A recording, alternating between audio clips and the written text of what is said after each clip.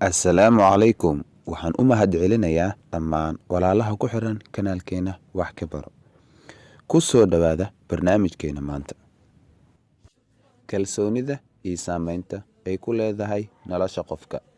Waxaad marka qaarkood moodaa in dad badani ayna ogeynba muhiimadda ay kalsoonida leedahay. Kalsoonidu runtii waa awoodda koowaad ee nafta hogaamisa, kuna dhiirigelisa fal kasta oo ay qabanayso. Kalsooni darada. Haddii qofku aynu kalsooni lahayn, runtii aad bay u adag tahay inuu nolol fiican ku noolaado inta uu adduunyada joogo.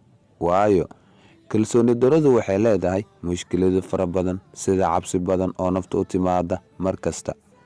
Wax kasta uu ka shaki qabo, walwal iyo walaac fara badan oo ku imaada qofka nafsidiisa, go'aan la'aan ee marnaba go'aan gaari karin.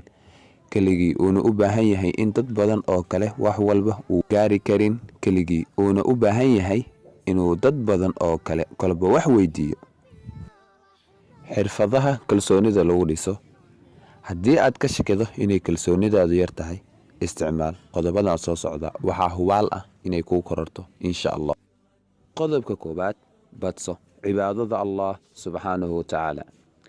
Qodobka labaad, yareey qaladaadka xagga bulshada dhexdeeda aad ka gasho, qoyskiina iyo asxaabtaada.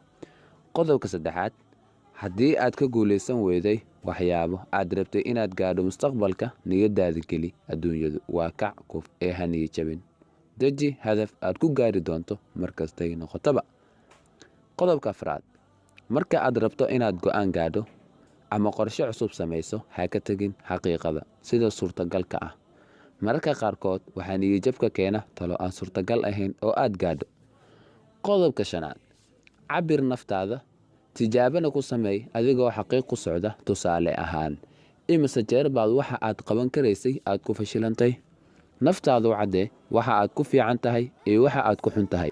Aad bay muhiim u tahay inuu qofku ogaado naftiisa. Gabagabo, ogow, kulligeen dhaliilo badan baynu leenahay, qofna ma dhammaystirna. Laakiin naftaada kalsooni ku qab.